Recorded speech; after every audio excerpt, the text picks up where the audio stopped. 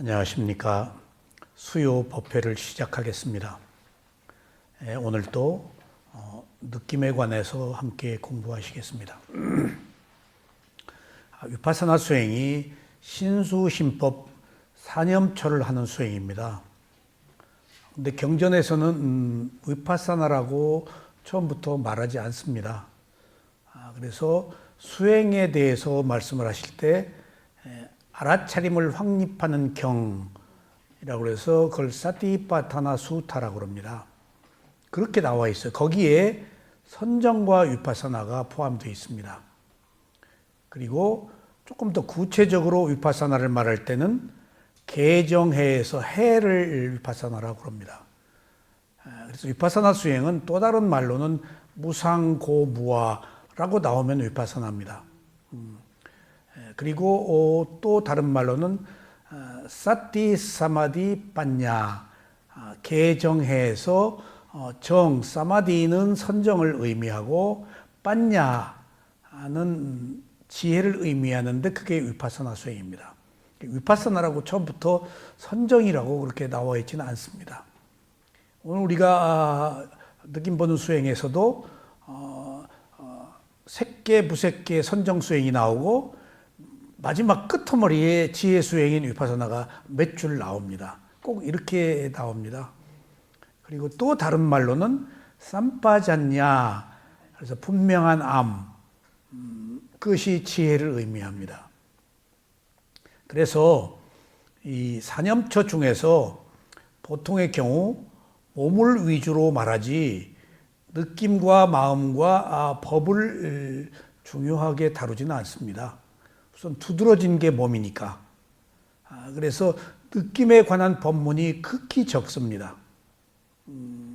그러니까 마음과 함께 있는 느낌이기 때문에 매우 미묘하고 미세해서 잘 안 다루세요, 느낌을. 그러니까 지금 우리가 부처님이 느낌에 대해서 말씀하신 그 경전의 내용은 여러 경전 중에서도 매우 찾아보기가 어려운 느낌에 관한 부분이라서 상당히 소중한 경전입니다. 우리가 알고 있는 것은 모두 느낌으로 아는데 그 느낌에 대해서 부처님이 즐거운 느낌, 괴로운 느낌, 즐겁지도 괴롭지도 않은 느낌이라고만 말하실 뿐 구체적으로 거기에 대해서 자세하게 설명하지는 않으십니다. 어렵기 때문에. 그런데 지금 우리는 느낌을 공부하기 때문에 구체적으로 더 깊게 느낌이 무엇인가를 알아가는 과정에 있습니다. 오늘 또 지난 시간에 이어서 비구다중이라는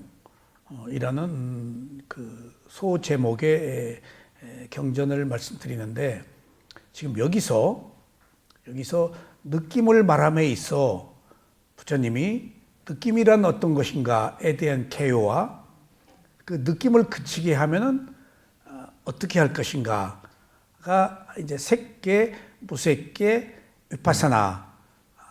그러니까 선정 수행과 위파사나 수행을 해야 느낌을 제어할 수 있다. 느낌이 소멸한다. 라고 그렇게 전제를 항상 하십니다. 그리고 또 거기에 부연해서 거듭 반복적으로 부처님께서는 그 느낌은 세 가지 단계로 수행을 해야 한다. 느낌에 대한 개요를 그렇게 말씀하시고 어떻게? 먼저 느낌을 그치게 하는 단계가 있다. 두 번째, 느낌을 그치게 하는 단계에서 색계, 무색계, 위파사나 그 다음에를 해야 느낌이 그친다. 그 다음에 느낌이 그치는 다음 단계로 느낌이 가라앉게 하려면은 또 색계, 무색계, 위파사나 수행을 해야 된다. 그리고 마지막에 그 느낌을 고요하게 하려면은 색계, 무색계, 위파사나 수행을 해야 된다라고 제시를 하십니다. 여기서 지난 시간에 말씀드렸듯이 우리가 주목할 만한 것은 불특정 다수의 많은 사람들을 대상으로 법문을 하시기 때문에 총론을 얘기하신 겁니다. 그러니까 어느 경우에 어떤 사람들은 생략될 수도 있지만은 모든 수행의 전 과정을 망라하셨다는 사실, 그리고 그 전 과정을 망라하셨다 하더라도 느낌이 소멸하는 과정에서는 그침과 가라앉음과 고요함은 지혜를 얻기 직전의 상태입니다. 그러니까 고요함은 지혜를 말해요. 그러니까 그 지혜 계정에서 정이 고요함이거든요. 그 뒤에 해가 나와요. 정이 없으면 해가 안 돼요. 그래서 세 단계로 다 나눈다. 그러니까 그침에서도 세 단계가 필요하고 가라앉음에서도 세 단계가 필요하고 최종적으로 지혜를 얻어서 느낌이 소멸하는 열반의 단계에 갈 때에도 색계, 무색계, 위파사나라는 것이 필요하다라고 수행에 대한 총론을 말씀하신 겁니다.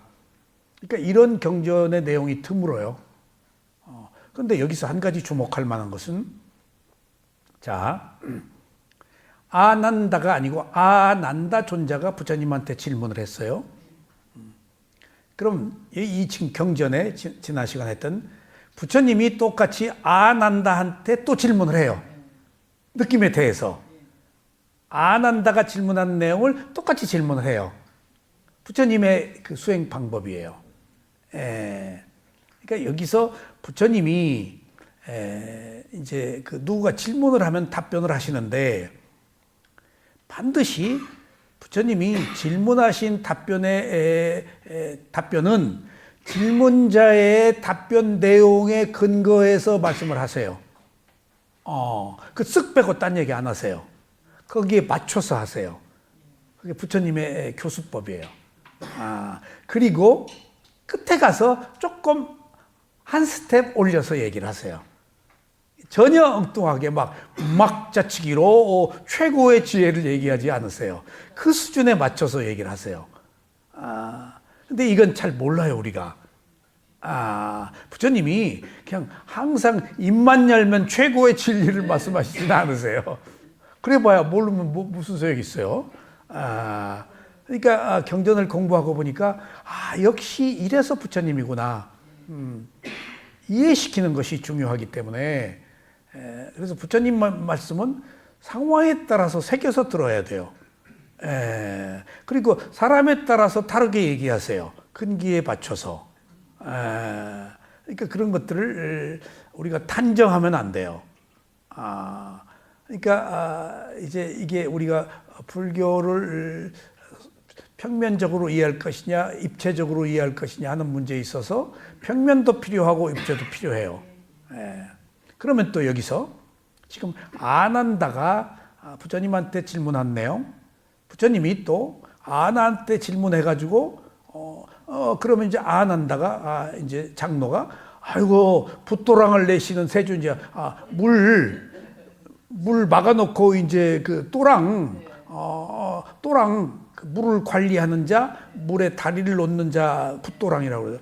붓도랑이신 세존께서 말씀을 해주시오 하고 요청하면은 했던 얘기를 또 하도록 해요. 그러니까 질문을 또 하도록 해서 그 얘기를 또 하는 것은 복습의 학습 효과 때문인 것 같아요. 그리고 아난다가 한 이야기를 똑같이 이제 다중 비구, 여러 비구들이 질문한 내용을 또 똑같이 1번, 2번으로 나누어서 해요. 그러니까 여러 비구들이 또 느낌에 대해서 질문을 해요. 느낌에 대해서. 그러면 또 똑같은 얘기를 하시고 또 비구들에게 질문을 해.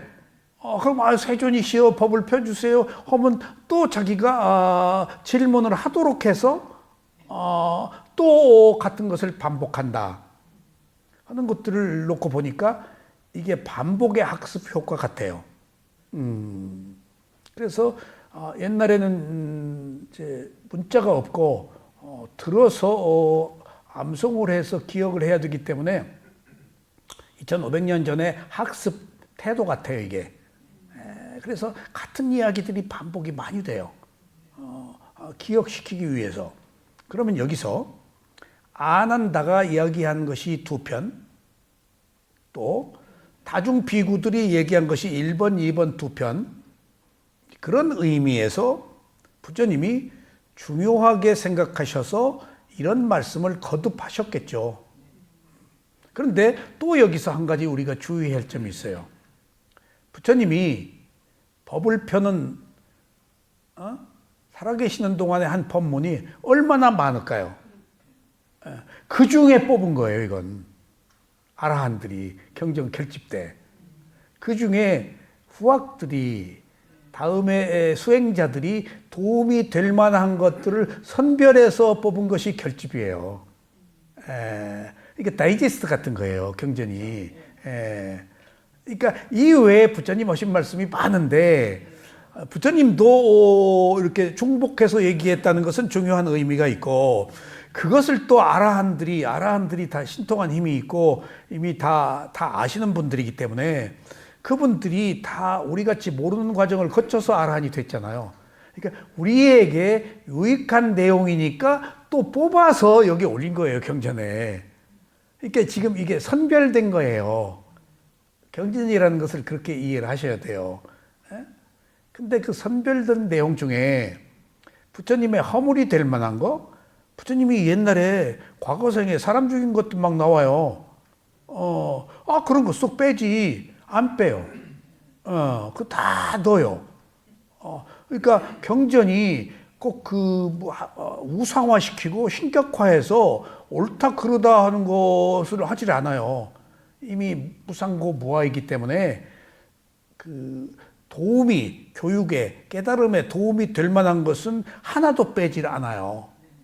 그러니까 부처님이 10가지 자기 과거생의 허물 때문에 과보를 받은 것을 부처님이 다 하신 말씀을 아라한들이 경전 결집에 통해서 야 이거 부처님한테 누가 되는 것이다 뺄 수도 있잖아요. 안 빼요. 무상고 무하기 때문에. 그 붓다가 아니에요. 과거에 있었던 어떤 조건들 원인과 결과지. 그런 의미에서 경전이 옥석을 가리지가 않고 부처님에 대해서 허물이 될 만한 것들을 가리지 않았다는 측면에 있어서 매우 신뢰할 만한 내용들이다. 그러니까 그렇게 이해를 하시면 되겠어요. 그래서 이 경전 결집이 나중에 자꾸 그 6차까지 되고 이제 7차가 남았는데 4차는 스리랑카에서 하고 5차, 6차는 미얀마에서 국가적으로 재정이 없으면 이걸 못해요. 온 국민이 참여해서 1, 2년씩 해야 되니까. 그리고 이 경전 결집을 할 만한 그 스승들이 있어야 돼요. 빨리를 아는 스승, 아라한들, 경전에 해박한 지식을 가진 스승들. 그래서 그 이후에 경전 결집을 한 이후에 생긴 어떤 불교적 문제들을 또 다 새롭게 정리해서 넣을 것 뺄 것을 또 해요. 그러니까 7차 경전 결집은 어디서 할까 모르겠는데 지금 이제 미얀마 출신의 스님들이 얘기가 앞으로 한국에서 200년 뒤에 하지 않겠느냐.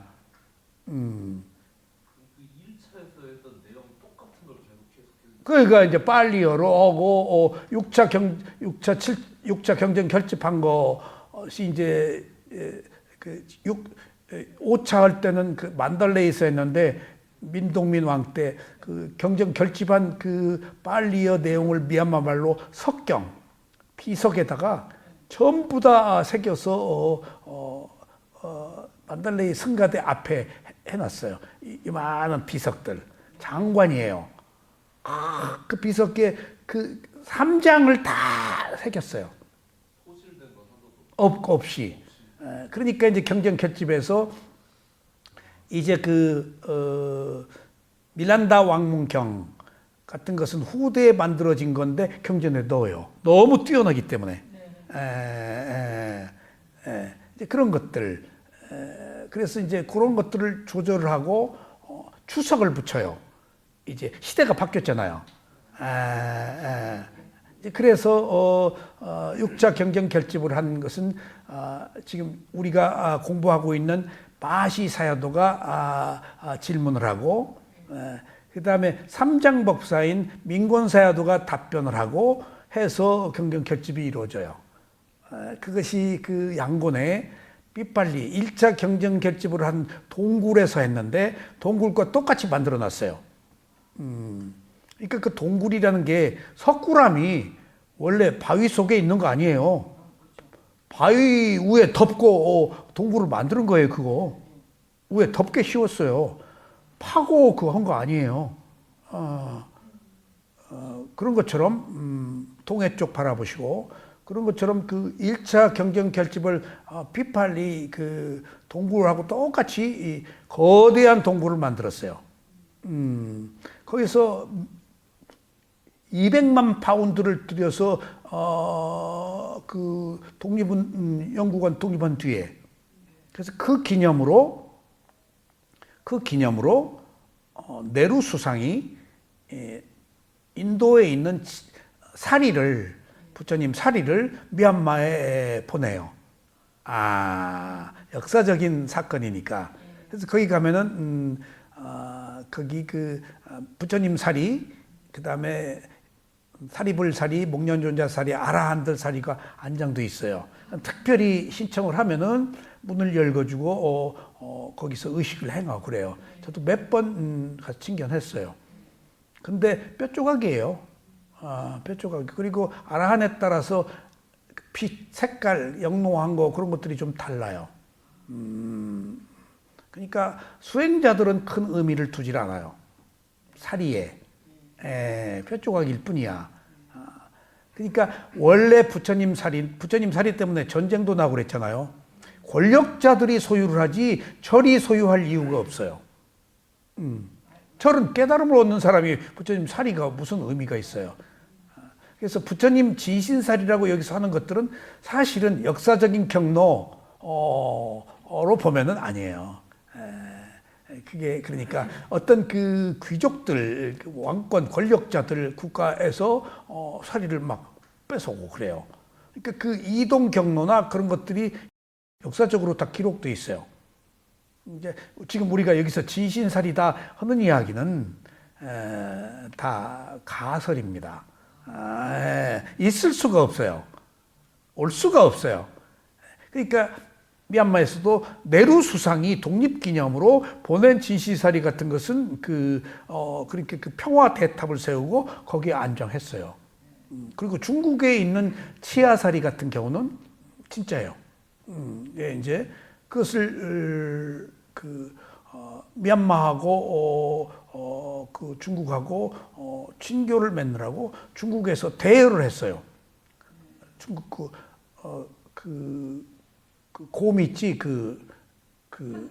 판다 이렇게 주고 소유는 중국 가지고 있는 것처럼 그래가지고 그 치아사리를 전시하도록 했는데 그리고 가져갔어요 중국이.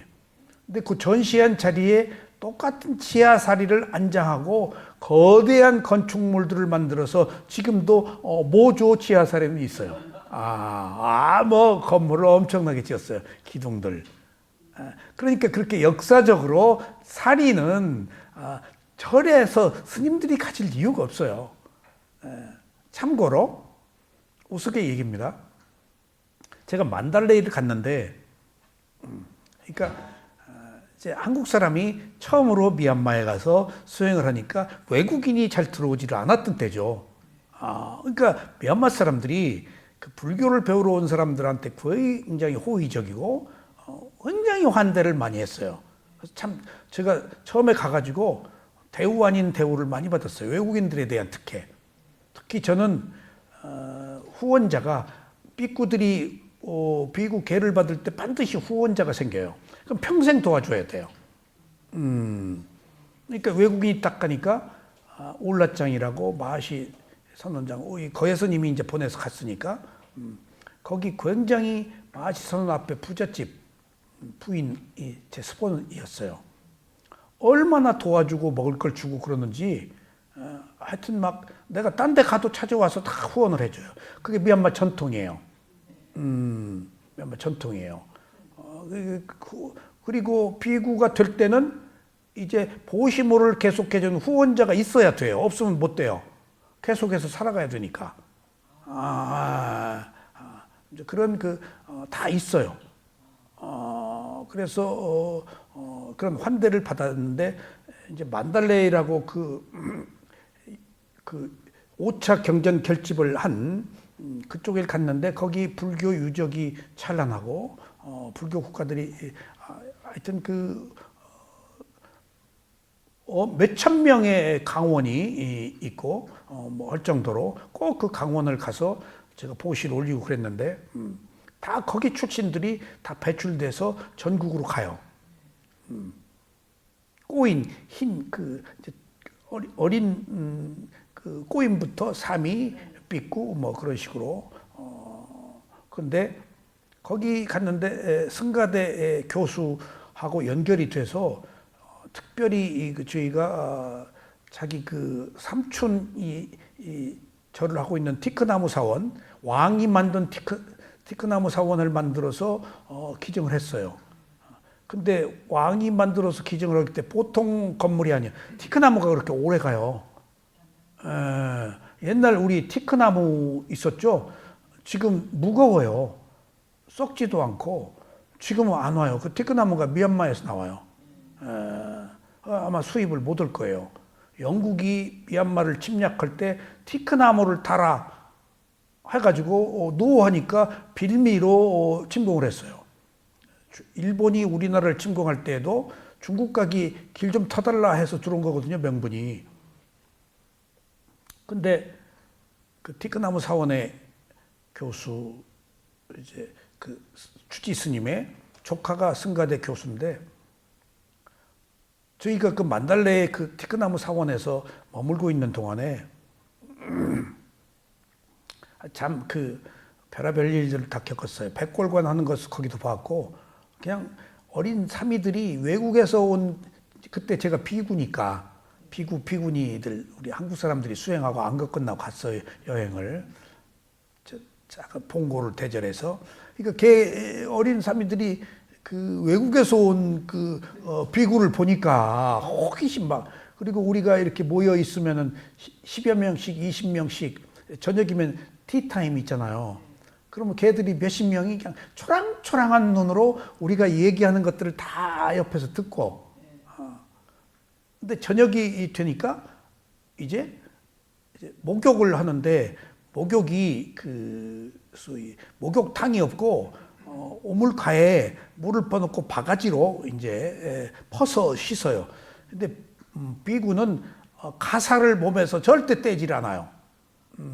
홀랑 빨가벗질 않아요. 아래 치마는 입고 해요. 그리고 특별한 경우에는 띠라도 둘러요. 혼자 할 때는 치마를 이렇게 위아래 치마 상의 하의밖에 없거든요. 띠라도 둘러요. 절대 가사를 몸에서 띄질 않아요. 그러니까 물로 끼얹고 위에 다 씻는단 말이에요. 밑에는 이제 손으로 이렇게 해요. 그러니까 가사가 무겁죠. 아래 치마가. 근데 이제 이걸 어떻게 하나. 양곤에서는 외국인 픽구니까 홀라당 벗고 아무도 안 보니까 했지만은 거기는 전통적인 곳이니까 그리고 목욕탕도 없어. 그냥 그 컴컴한데 이런 콘크리트로 만드는데 바가지로 퍼서 하는 거야. 잘못하면 그렇게 해요. 더운 물을 안 쓰니까. 뜨거운 물에 들으라고 그러면 죽으라고 하는 것 같아요. 그 사람들은 어떻게든지 차갑게 하려고 몸을 이렇게 만져보면 차가워요. 피부가 더우니까. 그래서 이제 남들이 하길래 이제 이렇게 처음 그렇게 해봤어요. 바가지로. 치마가 물을 먹었으니까 얼마나. 그래서 혁들이 이렇게 풀으니까 쑥 내려가더라고. 이렇게 보니까 그 치마 밑으로 뭐가 살살살 쥐새끼처럼 뭐가 기어와. 사미들이 젠 걸음으로 이렇게 기어서 와가지고 내 가사를 싹 가져가는 거예요. 걔들이 갖다 빠는 거예요. 그래가지고 이튿날 딱 데려서 갖다 뒀더라고요. 그리고 마른 가사를 딱 옆에 거기 강원이니까 삼이가 딱 들고 딱 이렇게 주더라고. 그거 입으라고. 그러니까 뭐 그런 거 외에 색다른 경험을 했는데, 참고로 말씀을 드릴게요. 어떤 그 문화적 배경, 사리 얘기가 나와서. 근데 승가대 스님이 부처님 진신사리를 보지 않겠네. 그래서 그 싫다는 사람이 어디 있어? 그래서 좋다. 하여튼이 이틀 뒤인가 언제 날짜를 잡더라고.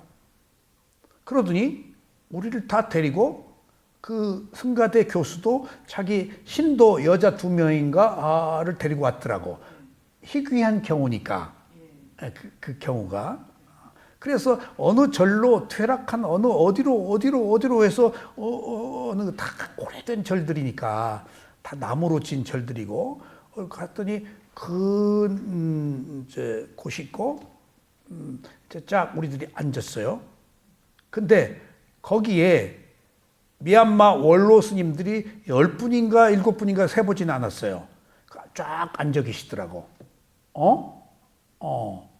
그분들이 다 모여서 열쇠를 열어야 그것을 연대. 그러니까 부처님 진신사리를 모아놓은 사리함이 있는데 열쇠를 잠궈 놓는데 그 사람들이 다 모여야 연대. 그분들이 다 모여 있는 거예요. 네. 그러니까 며칠 걸려서 된 거예요 이게. 아이고 떨리더라고요. 뼈 조각이 아프니까. 농담이 아니라. 근데 올해도 또 못 보지. 한 10몇 명이 봤나? 근데 이것이 중요한 사실이 아니고 승가대 교수도 처음이라는 거예요. 자기가 진이살이 소문을 들었는데 더 놀란 것은 앉아있는 스님 중에 한 사람이 자기 친구라는 거예요. 그 비구가 승가대 교수의 친구가 거기 딱 앉았더라는 거예요. 몰랐다는 거예요. 그 친구가 열쇠 가지고 있는지를. 그 얘기를 우리한테 해주는 거예요. 나도 처음 봤다.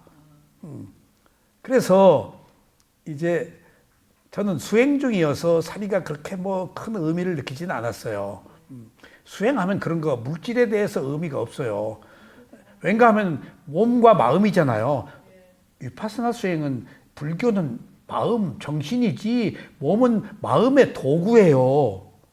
이거 마음이 머무는 장소고 마음을 실천하기 위해 쓴 도구지 몸 자체는 아무 의미가 없어요. 그 뼈조각 그 의미가 없어요. 몸뚱아리가 무슨 의미가 있어요. 마음이 머무는 장소예요. 도구예요. 나는 나이를 먹어서 그랬는지 저희 그 가족이 딱 이렇게 보니까 이성적인 그 배우자 가족 새끼들이 딱 난 처음 느꼈어요. 도구야. 물질이야. 몸이 아니고 그 마음이 움직이고 마음이 머물러서 마음을 개선하기 하여튼 먹고 하는 그 도구야. 그래서 부처님이 물질이라고 그랬구나. 내가 엊그제 딱 물질이 몸이 도구네? 라는 것이 느껴지고 내가 꽤나 나도 이제 좀 깊어가네. 어떻게 몸이 도구로 보이지 그렇게? 도구니까 의미가 없어져 버려요. 예쁘다 밉다가 오래 도구 쓰면 망가지고 부서지고 하기 마련이고 그러다가 부서지는 거 아니에요. 물질이네 도구네 마모돼 가잖아. 그래서 이제 승가대 그렇게 나와가지고 이제 그 티크나무 사원에 와가지고 저녁에 모였을 때 우리가 질문을 했어요. 거기서 그 얘기를 하더라고. 자기도 놀랐다. 친구가 거기 열쇠 가지고 있는 사람인지 몰랐다. 그 승가대 교수 신도 2명, 여자 2명을 데리고 그 사람들을 처음 본다 그래. 돋보기를 이렇게 봤어요. 그래서 물었더니 그게 진실살이 맞냐 그랬더니 승가대 교수니까 사리함이 이제 승가대 교수 얘기야. 사리함이 인도 어느 왕조 시대에 어떤 형식을 가지고 있더라. 사리를 보관하고 있는 함이 학자니까 교수니까 그런 걸로 봐서 사리 내용은 모르겠지만은 그 사리함을 모시고 있는 것들이 인도 어느 왕조 시대에 어떤 형태를 띠고 있는 사리함 같더라. 그래서 신뢰가 간다. 그렇게 얘기를 하더라고. 아, 그 진짜야! 라고 안 하고. 어떻게 알아? 예, 예. 어. 다 달라. 구슬 같은 있고 뼈 조각도 있고 치아살이도 다 달라. 그 하얀 것도 있고 그 붉은 것도 있고 아라한들의 그 저거에 따라서 다 달라. 지혜나 그런 거에 따라서. 구슬 같은 게 있고. 그래서 마시 사야도도 열반하셨는데 사리가 안 나와서 굉장히 제자들이 실망했던 나중에 뼈 조각에 우수 무너지듯이 사리가 됐더라고 하잖아. 뭐 그런 이야기들이 있어요. 그래서 불교라는 것이 궁극에는 깨달음이기 때문에 살이다 뼈 조각이다 하는 것들은 큰 의미를 두지 않고 그리고 살이 진신살이다 하면은 기록이 있어야 돼요. 이게 진실살이다. 네, 그 진실살이다 그러면 뭐 우리나라 어디서 왔냐? 역사적으로 올 수가 없어요. 그런 걸 이해를 하셔야 돼요. 그런데 더 중요한 사실은 부처님의 법이 살아 있을 때잖아요. 응? 그럼 경전이 있어요. 그리고 도과를 성취한 사람들이 있어요. 응? 그래서 그 사람들이 안내를 해줘요. 이 시대에는. 그럼 말법 시대가 가요. 응? 말법 시대에는 법이 사라져요. 그리고 제자도 사라져요.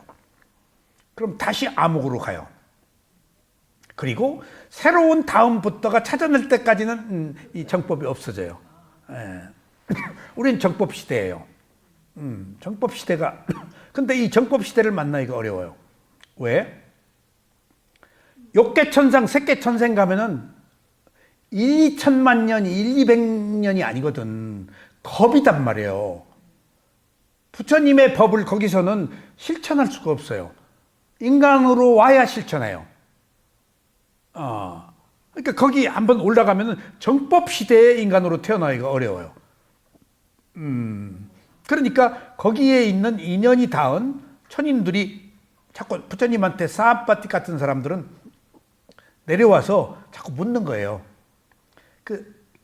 붓다가 깨달음을 얻고 법을 펴달라고 3번 요청한 사람이 사암파티거든요. 수다옴 된 천인이에요. 근데 사암파티가 옛날에 오래전에 과거생에 부처님하고 동문수학했던 사람이에요.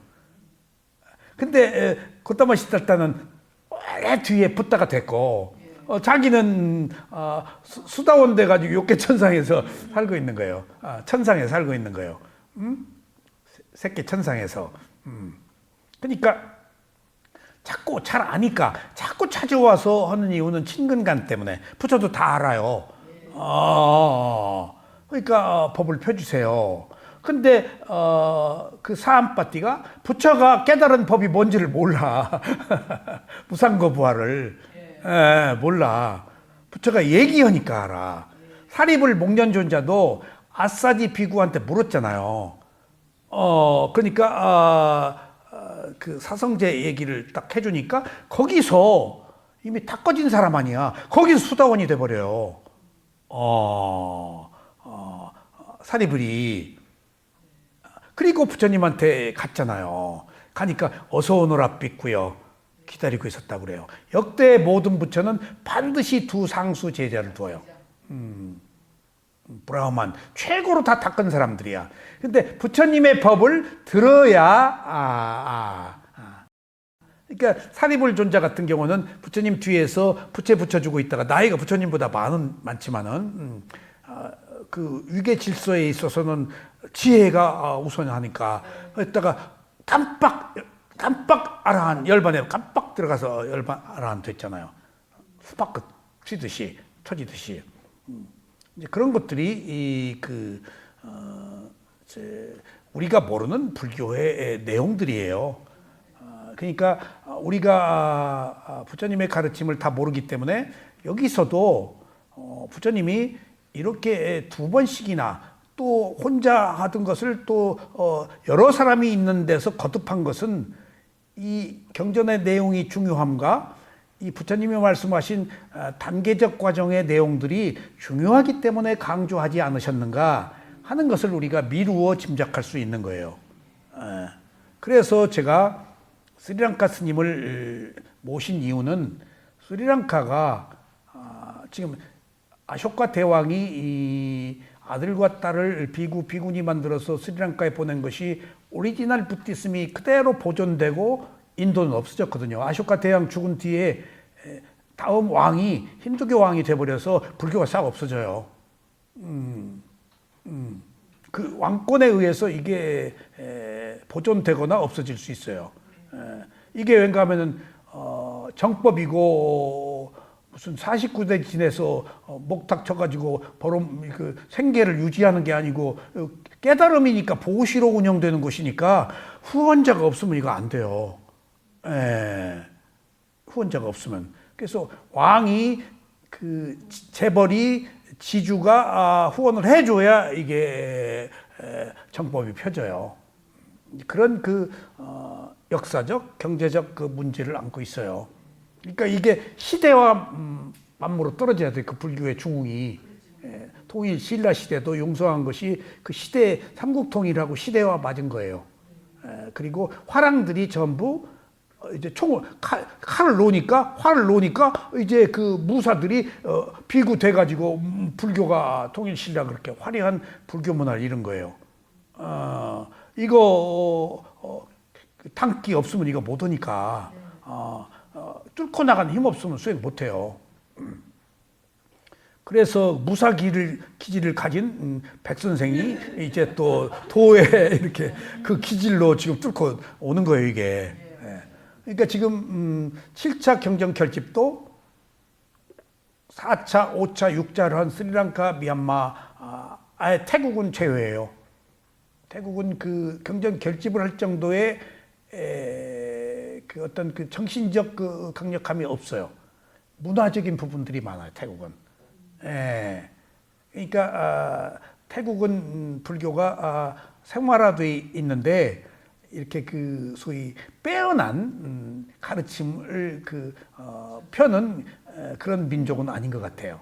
남방 민족이고 스리랑카는 또 인도 계통이라서 그 불교적 마인드가 좀 있고 근데 이제 200년 뒤에 한국에서 미얀마 스님의 얘기인데 한국에서 7차 경정 결집을 하지 않겠느냐라는 이야기는 경제적, 사회적 안정 그런 것들이 담보가 됐을 때 가능한 거예요, 이게.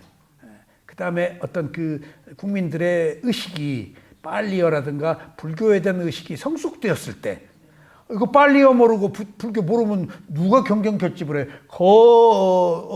거국적으로 하는 문제인데 워낙 돈이 많이 들어가니까 200명이 참가하는 게 아니에요. 1, 2년을 해야 돼요. 몇백 명이.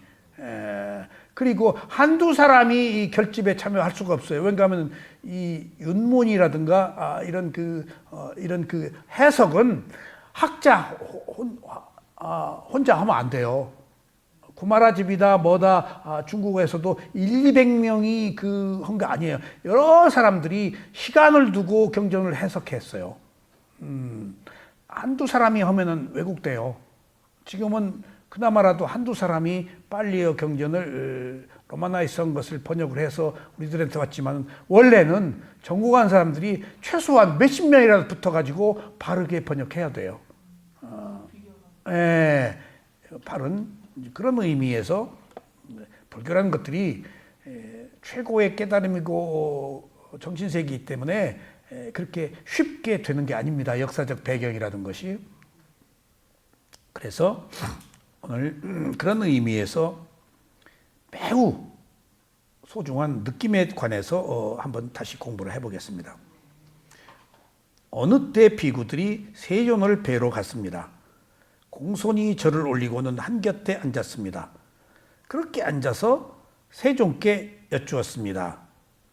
비구들이, 여러 비구들이, 다중 비구야. 그래서 존자시여. 자, 그런데 안다 존자가 똑같은 질문을 했죠. 보세요, 여러분들. 여기서 여러 비구들이 갔죠. 여러 비구들이 누군지 여기서 밝혀지지 않았지만은 주석서에서는 밝혀요. 이 중에 아난다 같은 사람들은 아라한이에요. 알고 다 하는 거예요. 예, 알고 다 하는 거예요. 근데 부처님 같이 자세히지는 모르지. 그러니까 그 이야기를 듣는 대중들이 있잖아요. 대중들을 위해 질문하는 거예요. 예, 예. 그러니까 죽이 맞는 거예요, 지금. 예. 예. 그러니까 그게 드러내 보이는 거예요. 그러니까 몰라서 꼭 질문한다, 그거 아닙니다. 알고도 질문해요. 존자시여, 느낌이란 무엇입니까? 자, 여기서 이제 오늘은 조금 바꾸어서 얘기해 볼게요. 존자시여, 느낌이란 무엇입니까? 그러면 그 부처님의 답변은 비구들이여, 세 가지 느낌이 있나니 즐거운 느낌, 괴로운 느낌, 괴롭지도 즐겁지도 않은 느낌이다. 이를 이뤄 느낌이라고 한다. 이게 느낌이다. 세 가지 느낌이다. 그 다음에 우의 질문이에요. 느낌의 일어남이란 무엇입니까? 하니까 잘 들으세요. 그 밑에 접촉이 일어나면 느낌이 일어나고 접촉이 그치면 느낌이 그친다. 느낌이 왜 일어나요? 부처님. 여러분들, 야, 내가 살고 있으니까 일어나지. 아는 게 전부 느낌이니까 일어나지가 아니고, 부처님은 느낌의 근본 원인과 직접 원인인데 직접 원인을 설명하신 거예요. 보세요. 왜 직접 원인이 필요한가? 보세요. 느낌이 일어났죠? 보세요. 제가 상도동 이 여사님을 봤어요. 근데 왜 이렇게 사진을 찍으면 뽀샤시 하다 그러는데요. 피부가 좋아서. 왜 이렇게 피부가 뽀샤시 해요? 사진에서는 포샵해서 뽀샤시하게 만든다 그래요. 그러면은 야, 잘 먹어서 뽀샤시하지. 뭐 어째서 뽀샤시하지. 요새 뭐 돈 좀 벌어서 뽀샤시하지. 온갖 얘기할 수 있잖아요. 그건 나의 느낌에 관한 거예요. 내 느낌이라고 하는 것이 전제가 돼요. 근데 부처님은 나를 빼기 위해서 느낌이 왜 일어났어? 묻잖아요. 느낌이 무엇이냐고 세 가지 답변했어요. 근데 또 느낌이 왜 일어납니까? 물었잖아요. 느낌이 일어남은 무엇입니까? 그러니까 부처님은 느낌이 일어난 것은 직접 원인이에요. 접촉했으니까 일어났다. 눈으로 봤으니까, 귀로 들었으니까 접촉해서 일어났다. 여기서 접촉이라는 것을 부처님이 끄집어낸 것은 접촉하지 않으면 안 일어나. 접촉했으니까 일어났어. 그거 내 느낌 아니야. 접촉이라는 원인으로 느낌이 일어나. 접촉이라는 원인이 없으면 느낌이 안 일어나. 그러니까 안 쳐다보면은 안 일어나. 생각 안 하면 안 해. 그래서 내가 생각을 하고 쳐다보고 소리를 들었기 때문에 일어나는 거야. 거기 깨달음과 깨달음이 아닌 길이 거기서 갈라져요. 내가 괴로울 만한 거, 감각적 욕망, 내가 보고 예쁘다고 보샤시하다고 꾸며서 내 입 속으로 내가 아름답게 미화시켜서 뭔가 소유하고 싶은 거야. 그러니까 내가 좀 가공한 거야. 뽀샤시하다고. 내가 어떤 목적 때문에 있는 그대로 보지 않은 거야. 근데 그런 어떤 목적을 배제하기 위해서 부처님은 느낌이 왜 일어났어? 접촉했으니까 일어났어. 거기에 접촉하지 않으면 안 일어나. 이게 직접 원인이에요. 느낌이 일어난. 그러니까 근본 원인은 무명과 가래예요. 욕망과. 근데 직접 원인이 있어요. 우리가 태어났어요. 왜 태어났어? 업을 행해서 태어났다. 업 행하지 않으면 안 태어나. 왜 행위를 했어? 몰라서 행위를 했다. 직접 원인을 이렇게. 그러면 구체적이야. 이게 원인과 결과예요. 원인이 없으면 결과가 없다. 그러니까 여기에 원인과 결과에 조건이 있지 나는 없다는 얘기예요. 어느 의미로. 내가 했다라는 거 빼려고 부처님이 지금 이렇게 묵시적으로 여기 지금 나 모르게 지금 접촉이 일어났다는 것은 내가 접촉한 게 아니고 단지 물질이 대상과 접촉했을 뿐이다. 감각기관이 눈은 왜 생겼어? 보라고. 귀는 왜 생겼어? 소리 들으라고. 감각기관이 감각 대상과 접촉하는 것은 당연한 거 아니에요? 당연한 것의 결과지 거기 나는 없다. 조건들, 원인과 결과가 있다라는 것을 의미해요. 이거 하나에서도. 아셨죠? 죄송한데 느낌의 그침 있잖아요. 그침이 이 그침이라는 게 혹시 증폭이 안 된다. 사라짐.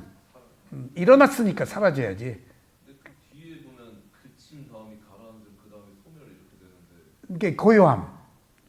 그러니까 이걸 빨리어로 뭐냐라고 내가 지금 빨리어가 있으면 제가 해석이 되겠는데 여기서 그침은 사라짐이야. 일어났으면 사라져야 돼. 근데 가라앉으면 사라진 것이 완전 사라진 게 아니고 일시적으로 사라진 거라서 순간적으로 사라진 거라서 가라앉아 잠재돼 있는 거야. 마지막 세 번째 가서 고요해져야 이제 지혜가 나서 사라지는 거야. 그런 단계적 과정이라는 것이 지금 의미가 있는 거예요. 지금 여기서.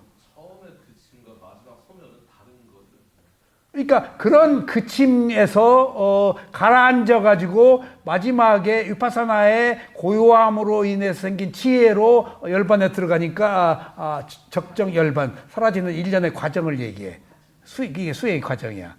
그러니까 이게 바꿔 얘기하면 여기서 어느 날 화들짝 한순간에 깨닫는 게 아니라는 것을 벌써 여기서 말하고 있다고. 한순간에 깨달을 수가 없어. 귀신도 그렇게 곤란해.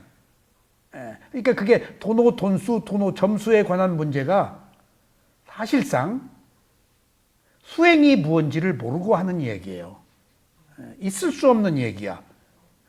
끊임없이 단계적 과정의 과정을 그러니까 불교의 위파사나라는 것들이 우리나라에 들어오지 않았기 때문에 그 칠각지, 7가지 깨달음의 요인도 깨달음이 아니고 깨달음의 요인으로 가는 7가지 단계를 거쳐서 7번째 평등의 상태에서 지혜를 얻거든. 이런 단계가 없으면 안 돼요. 어린아이가 성숙되는 과정을 거쳐서 성인이 되듯이. 근데 이렇게 보면 돼. 무수한 단계를 거쳐서 마지막에 여기서 확 터질 수 있지. 그러니까 크게 보면은 단계적 과정을 거쳐서 확 터지는 한순간은 있을 거 아니야. 그것을 하나의 연장선상에서 봐야지 잘라놓고 이것이 옳다, 이것이 옳다 라고 하면은 코끼리 뭐 다리다, 뭐 코다, 뭐다, 코끼리 가지고 이렇다 저렇다 하는 것과 마찬가지. 그 지금 이 뒤에 나옵니다. 목수 얘기에서.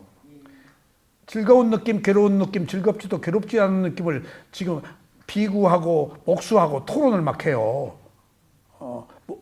부처님한테 들은 이 비구는 뒤에 세 가지다. 목수는 아니다. 2가지다. 부처님이 3가지라고 아니다. 부처님이 2가지 의미했다. 세 번째는 있으나 마나한 거다. 막 옥신각신 하니까 안 한다가 거기서 그 얘기를 들어요. 아까 안 한다 했잖아. 부처님한테 가. 자기도 좀 궁금하네. 서로 옳다 그러니까.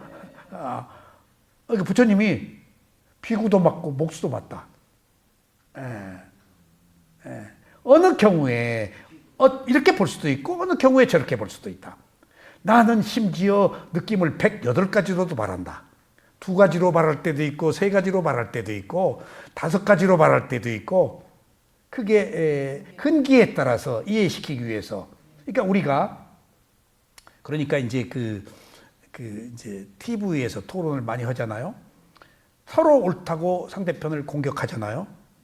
근데 어떤 사람은 공부를 좀 한 사람을 내가 봤어요. 그 사람은 서로 다 옳다고 그런다. 근데 나는 이것이 옳아서 말할 뿐이지. 당신이 얘기도 맞을 수도 있으니까 그러니까 옳다 그러다 너무 결론 짓고 막 그러지 말아라. 그러면서 뭐라 그러는가 하면은 여러분들 이 선거 결과나 선거에 대해서 너무 그렇게 경색돼 가지고 그러지 말아라. 보아라. 우리가 왜 못 보냐. 어느 때는 여당이 많고 어느 때는 야당이 많고 한두 번이냐 이게. 지금은 이런 때고 저런 때라고 상황을 받아들여서 야, 이 사람 똑똑하네. 토론이 그렇게 돼야지 적어도. 나는 옳다고 생각했을 뿐이다.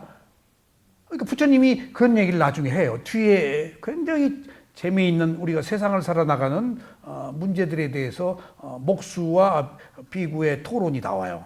굉장히 그거 길어요, 내용이.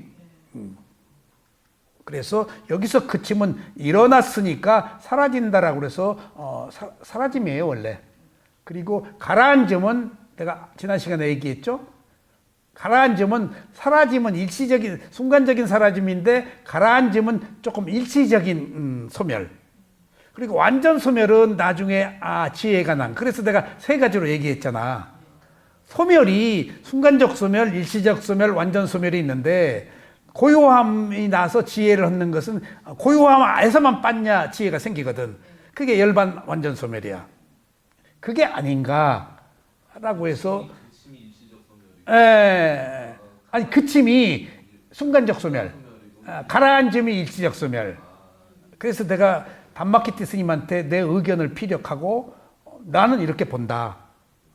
빨리요 단어를 좀 찾아달라. 그랬더니 본인한테 있대네. 그 조금 전화해 보니까 안 받으시네. 자, 그러면은 이제 그침이에요. 사라짐. 자, 보세요. 느낌의 일어남이란 무엇입니까? 접촉했으니까 일어난다. 에? 접촉하지 않으면 안 일어난다. 했죠? 그러면 느낌의 그침에 이르는 길은 무엇입니까? 그러니까 접촉했어. 근데 접촉하고도 느낌이 접촉했다고 다 안 일어나는 것은 아니야. 접촉하고도 느낌이 일어나지 않는 방법은 뭔가가 부처님이 여기인 거야. 그게 팔정도야, 개정에. 느낌의 일어남이란 무엇입니까? 접촉했으니까 일어난다. 접촉하지 않으면 안 일어난다. 또 느낌의 사라짐, 느낌의 그침에 이르는 길은 무엇입니까? 그러니까 딱 팔정도가 나오는 거예요, 여기.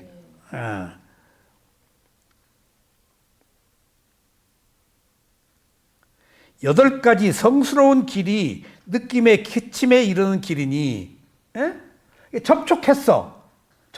안 했다고 다 안 일어나는 거 아니잖아. 접촉할 때 나로 보면 일어나잖아. 근데 접촉할 때 내가 접촉하지 않고 단지 있는 그대로 봤다라는 것이 팔정도가 아니면 있는 그대로 못 본다는 얘기지. 있는 그대로 본다는 것을 계속 쓰지고 있지만 이거 부처님 수준이에요.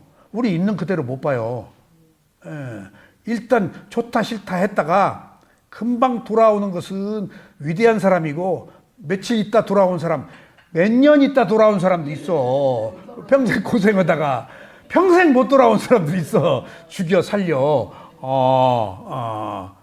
백코스 있는 그대로 보는 거. 아유 그랬네? 라고 얼마나 빨리 돌아오느냐가 수행이야. 일단 반응해. 우리는 무조건 조건 없어. 아직 붓다가 아니라서. 아라한이 아니라서. 있는 그대로 보는 거는 부처님이나 아라한이나 똑같은 거죠. 똑같아. 그 길이야 찌따르 단지 좋다 싫다 하고 안 보고 원인과 결과를 보고 있어서 봐. 옳다 그러다 안 해. 단지 현상으로 봐. 이미 판단 분별을 하지 않아. 그럴 만해서 그랬어. 사물의 이치로 다 원인과 결과 흘러가니까 흐름이잖아. 어느 흐름 변곡점에 갔다가 내려오고 그러니까 그 사람이 너무 갑론을박하면서 침을 튀기니까 그러지 마라. 이번에는 좀 많았다. 근데 과거에 니들이 많았잖아. 다음에 또 어떻게 될지 모른다. 이게 왔다 갔다 하는 것인데 어느 과정이지. 그러니까 내가 저 사람 똑똑하게는 봤는데 한 수, 두 수 너머의 것을 보는구나. 너머의 것을. 근데 토론이라는 게 그렇게 말하는 사람이 없잖아요. 나를 토론에 갖다 놓으면 내가 참여 안 하죠. 나 같은 사람은 가만히 있고 웃기만 할 테니까 네 말도 옳아 네 말도 옳을 테니까 그 사회에다가 섭외하겠어. 나를 뭐가 옳다라고 해야 섭외하잖아. 나는 가만히 있다가 씩 웃는 사람인데 참 해주십시오 판결 좀 해주시오 하면 너도 옳고 너도 옳다고 하지. 이 세상은 흑백 논리인데 깨달음이 아니잖아. TV에서 깨달음이 어떻게 나와? 사람들이 막 물병 던질 텐데 저놈이 왜 나왔냐? 회색 분자가 그러니까 이 중도적 관점이라는 것이 지금 양비론적 입장에서 설 자리가 없는 건데 그러니까 이 위파사나 출세관에서는 있다는 거예요. 예. 세간적 관점이에요, 이게. 그러니까 그치는 길은 개정의 팔정도 이게 몸과 마음이에요. 8가지 성스러운 길이 그침에 이르는 길이니 바른 견해, 바른 사유 이게 그 지혜, 바른 말, 바른 행위, 바른 생계, 개. 그 다음에 바른 노력, 바른 알아차림, 바른 집중은 정. 근데 보세요.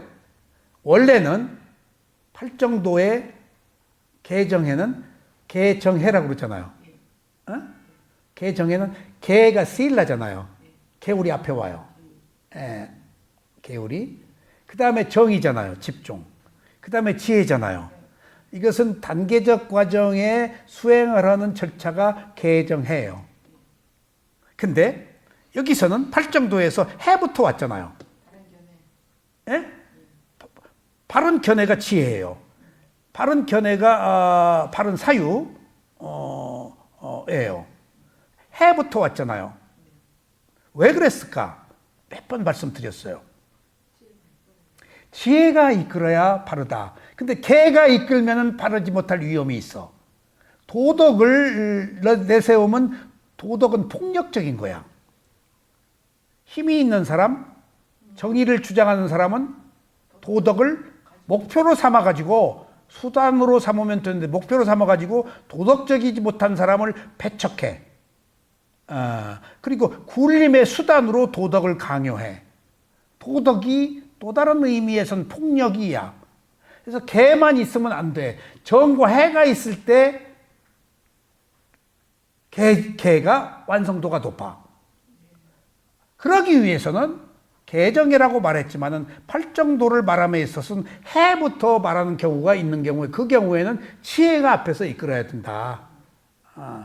지혜가 이끌지 않으면은 개가 도덕이 폭력이 된다.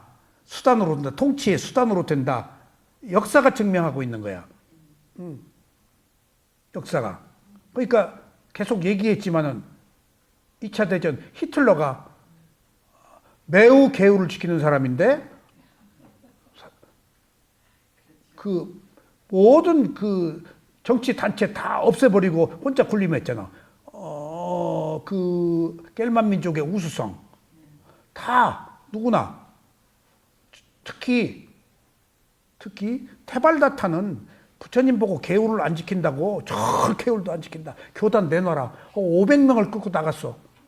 그러다가 안 되니까 바위를 굴려버렸어. 죽이려고. 계율이야. 저 계율도 안 지킨다. 그러니까 그 도덕이 지나치면은 그렇게 된단 말이에요. 그래서 계율 하나만 있으면 안 되고 정과 해가 함께 있어야 된다. 그래서 그런 의미에서 내가 불교 부처님 가르침도 불법성 승가가 있어야 불법성 삼보라고 하는 이유가 그런 의미에서 그 기독교 천주교도 교황청이 있으니까 2000년 동안 그 소위 예수 그리스도의 그 구교의 가르침이 그대로 지금 존속되고 있는 거예요. 2000년 동안 마르틴 루터가 종교개혁한 지 얼마 안 됐지만은 파들이 생겼다 없어지고 계속 얼마 못 가요. 2000년 동안 내려왔잖아요. 그것은 불법성 삼보 승가인 것처럼 그것을 운영하는 집단. 그것도 하나의 보물이다는 얘기지. 그래서 개정의 사막이 중요하듯이 불법성도 삼보라고 그러거든. 3가지 보물이라고. 이런 것들이 어느 것 하나 가지고 안 되는구나. 인간이기 때문에. 그런 걸 느꼈어요. 자, 그 다음에 느낌의 그침에 이르는 길은 무엇이라고 물었죠? 그 다음에 느낌에 있어 달콤함이란 무엇입니까? 그러니까 부처님은 느낌으로 인해서 즐거움이 생기나니 이것이 느낌의 달콤함이다. 이제 꿀 바른 거예요. 느낌의 달콤함. 근데 경전에 이런 규절이 나와요. 개미가 꿀을 좋아해요, 안 좋아요? 최고로 좋아요. 개미가 꿀 딱 먹으면 죽어요. 개미가 꿀을 먹는 순간 죽어요. 꿀에 끈적끈적한 것에서 앞에 다리가 빠져나오질 못해요. 꿀에 딱 들어갔다 하면 개미 죽어요. 끈적함에 최고로 좋아해요. 그래서 미얀마에 가면은 제가 이제 화분에다가 꿀을 넣어가지고 이제 개미 때문에 뚜껑을 봉했는데, 넣다가 이제 거기 너무 더우니까 비닐로 이렇게 한 것들이 터져버렸어.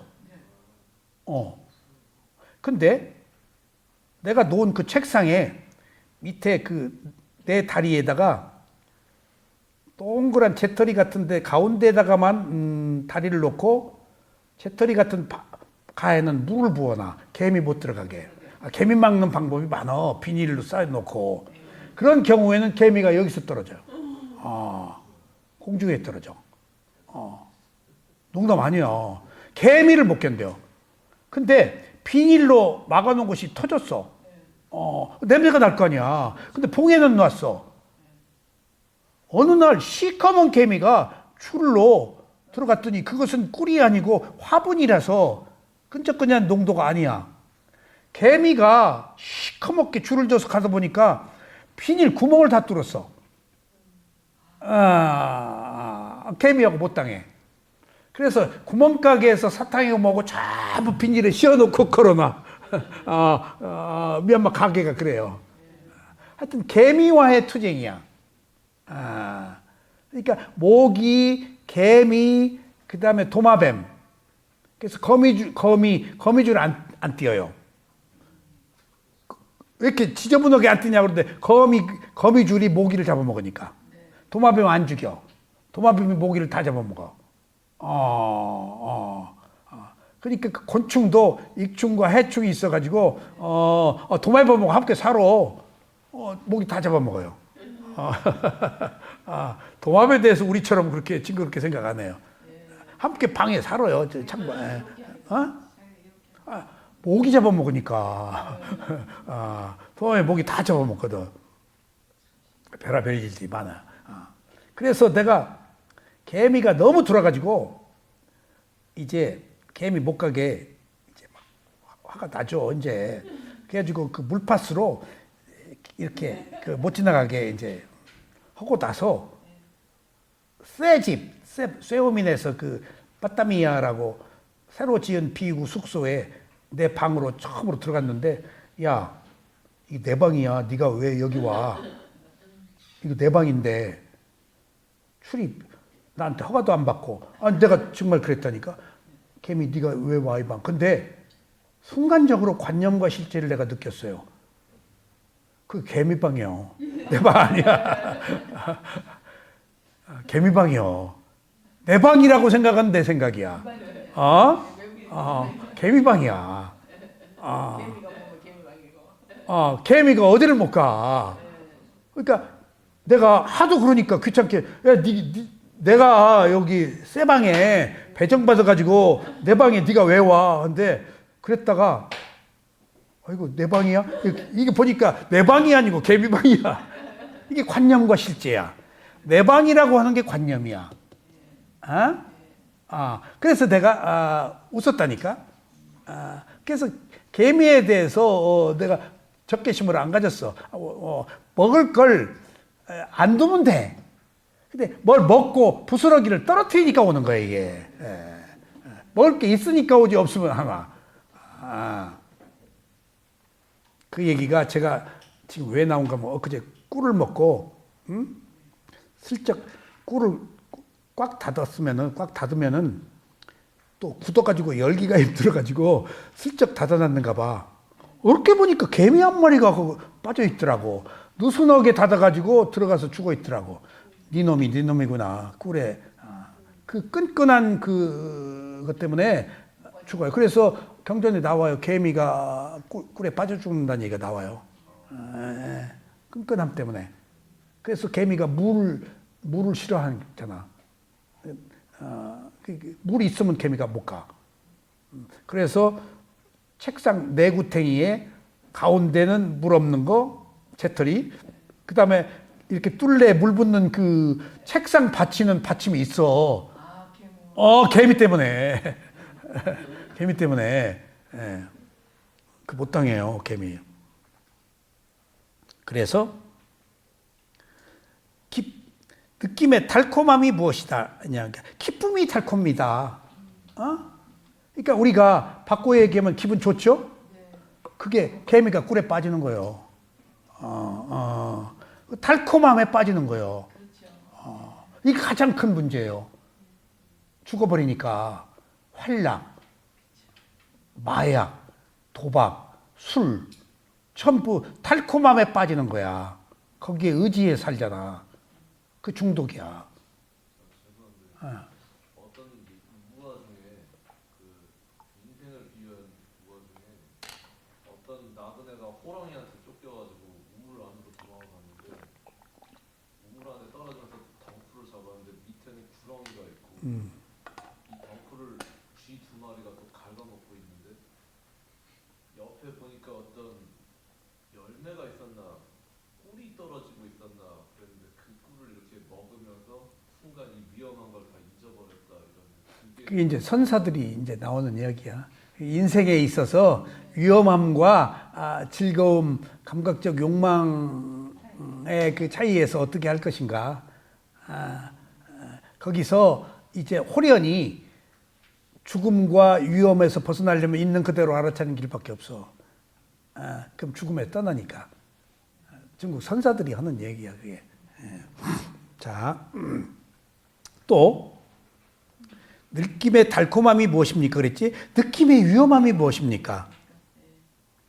느낌은 무상하고 괴롭고 변하기 마련이라서 느낌에 있어서 위험하다. 이게 무슨 말이죠? 변하는 것을 지혜로 못 보고 지금 후회하거나 열등의식을 갖거나 혐오하면은 자살하지.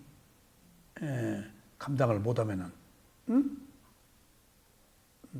그러니까 변하다는 것에 적응을 못하면은 우리가 우울증 걸리지. 자기 혐오, 학대에 빠지고.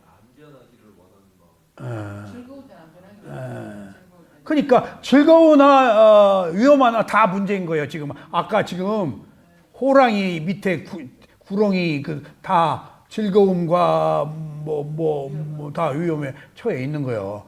그리고 그것을 끈을 개미가 갉아먹고 있고. 그러니까 지금 문제는 세 가지 느낌이 살고 있는 동안에 우리들이 이것이 있는 동안에는 윤회한다는 거예요. 다 좌충우돌하면서. 그 다음에 느낌의 위험함이라는 것이 무상 때문에 위험하다는 것. 그로부터 벗어남이란 무엇입니까? 그러면은 느낌에 대한 탐욕을 제어하고 끊어버리면 이것이 느낌에서 벗어나는 것이다. 느낌에서 벗어나는 게 뭐냐? 탐욕, 즐거운 느낌을 벗어나는 거예요. 즐거운 느낌. 아셨죠? 왜? 즐거운 느낌 때문에 중독이 돼요. 괴로운 느낌은 경계해요. 그러니까 우리가 인생을 살면서 가장 위험한 것이 제가 많이 소개해요. 친구 소개로, 누구 소개로 만난 사람이 매우 위험해요. 소개가 아닌 사람은 내가 굉장히 경계하고 두드려봐요. 근데 누가 소개하면은 그 사람처럼 생각하고 경계를 늦춰버려요. 근데 누굴 소개했죠? 내 친구가 그 사람을 몰라. 단지 소개했을 뿐이야. 난 근데 이 친구처럼 생각하고 주의를, 경계를 소홀히 해요. 굉장히 위험해요. 이게 농담 아니에요. 절대 누구 소개하는 거 아니에요. 소개하잖아요. 중신도 하고. 이거 아주 위험한 거야. 몰라 이거 사람. 정말 모르는 거예요. 그러니까 느낌의 벗어남이란 욕망을 제어하면은, 지금 욕망을 제어하면 괴로움도 제어할 수 있어요. 욕망을 제어하면 욕망으로부터 시작하는 거니까. 괴로움은 우리가 경계한다고. 욕망은 경계를 안 해버려. 자, 그래서 수행에서 제가 한 예를 들어볼게요. 졸려요. 그러면 제 경우는 졸음에 대한 제 수행 방법은 자려고도 하지 말고 졸음과 싸우지도 말아라. 졸음과 싸우면 더 졸아요. 막 힘들게 확 잠이 덮쳐요. 반작용이 있기 때문에. 자버리자 하는 것은 수면욕이 5가지 욕망 중에 하나니까 또 팍 자버려요. 그러니까 자버리자라는 것도 본능이고 자지 말자는 것도 투쟁이니까 자게 돼요. 문제는 안 자는 거잖아요. 그러면은 자버리자도 하지 말고 투쟁도 하지 말라고 하면 어떡해? 졸음이 오는 현상을 있는 그대로 희미하나마 몇 프로짜리의 순도라도 좋으니까 그대로 느껴라. 그때 제가 그러잖아요. 나른한 몸, 희미한 마음을 봐라. 몸은 나른해. 조기 전에 물 먹은 솜과 같이. 나른한 것을 알면 돼. 그리고 자도 괜찮아. 뭘 알았느냐가 중요해. 그리고 희미해. 가물가물. 괜찮아. 죽기 전에 희미해. 죽기 전에 상태가 그래. 그러니까 그 굉장히 중요한 거예요. 나른한 몸, 알아차림의 순도를 내가 수행을 하면서 알아차림의 순도라는 게 있구나. 5%짜리 낮은 순도라도 알아차리고 있으면은 괜찮아. 제가 실제 체험을 해봤어요, 이제. 그대로 저항하지 않았어. 그 다음에 차려고도 하지 않았어. 알기만 했어. 스승이 알기만 하라고 해서 한 거예요. 스승 말을 들어야 돼요. 내가 한 번은 스승이 자세를 바꾸지 말아라. 그래서 이러고 있는 스승이 자세를 바꾸지 말라고 그래가지고 이렇게 숙이고 자세 바꾸지 말랐지. 이러고 있었어. 자세 바꾸지 말라고 그랬지. 그러니까 이 수행이 어려운 거예요. 그래서 스승한테 물어봤어. 스승이 자세를 바꾸지 말라고 그래서 보니까 이렇게 굽어지고 입이 이렇게 벌어졌더라. 그때 스승이 그때 침을 흘렸냐 안 흘렸냐. 그래서 안 흘렸다. 그러면 됐다. 그것까지도 내가 자세는 바로 잡아야 되는 거예요. 왜냐하면 이렇게 하면 몸이 무너져서 어느 곳 하나가 아파요 나중에. 긴장이 되거나 그럼 여기가 뻐근해요. 텐션. 약간의 긴장된 바른 자세는 필요해. 그러니까 좋고 한 거야 스님이. 그러니까 바꿔 얘기하면 나를 깨우치기 위해서 침 안 흘렸냐. 근데 내가 파딱 이런 것까지도 몸을 움직이지 말라고 한 것은 내가 너무 지나쳤구나. 바른 자세는 유지하고 이것을 균형을 못 잡아요 수행. 스승의 말을 교조적으로 받아들이지 말라는 얘기야. 그래서 보세요. 제가 이제 제 체험이에요. 희미해. 마음이.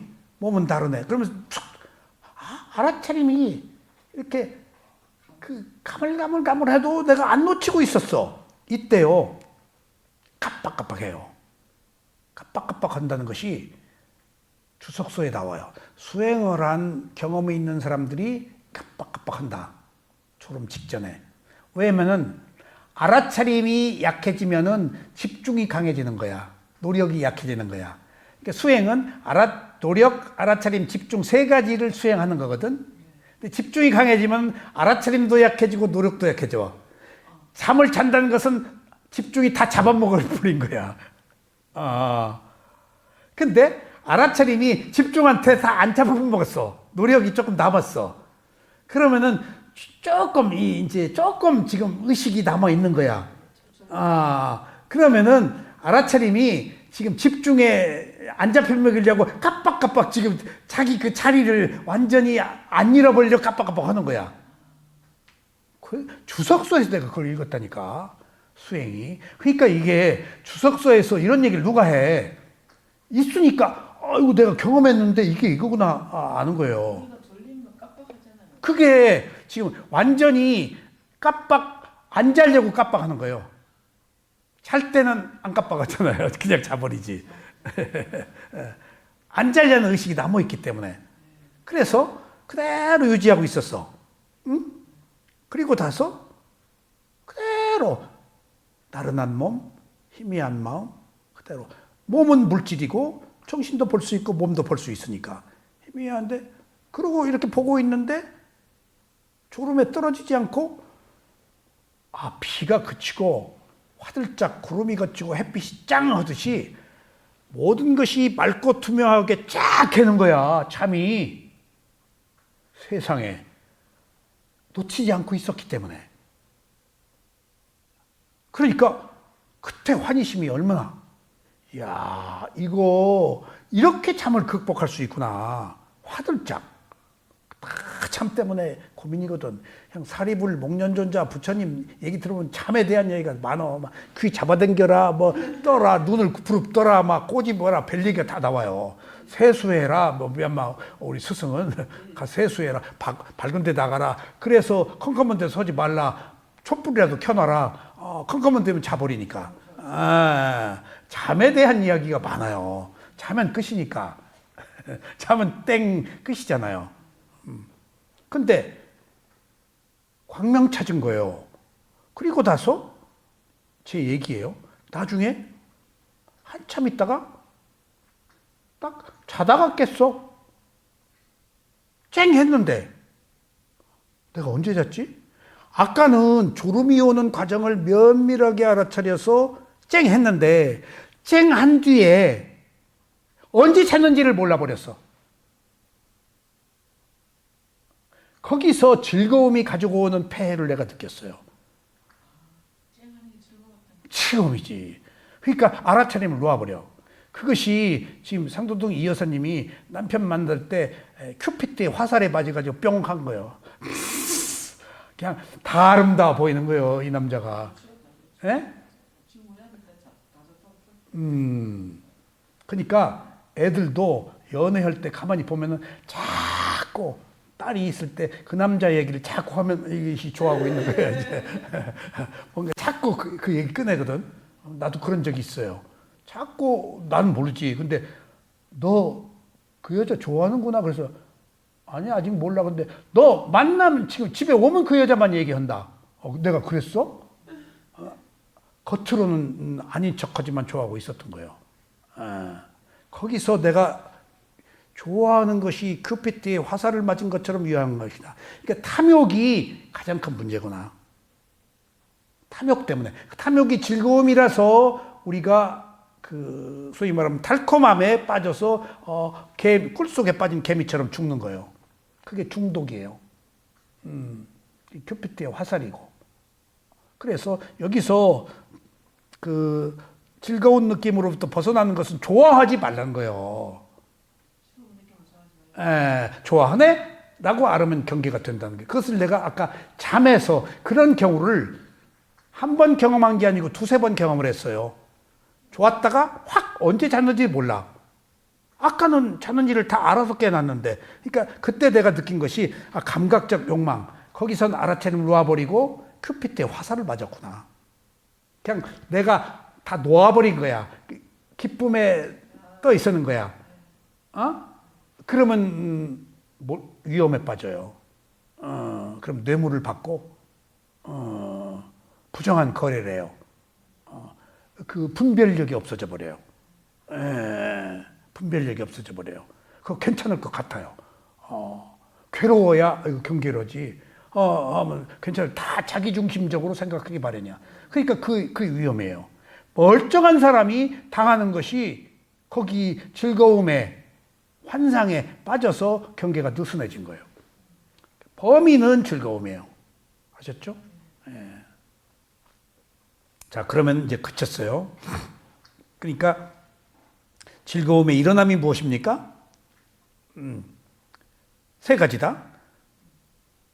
느낌의 그침은 무엇입니까? 접촉이 그칩니다. 접촉하지 않으면. 느낌의 그침에 이르는 길은 무엇입니까? 팔정도.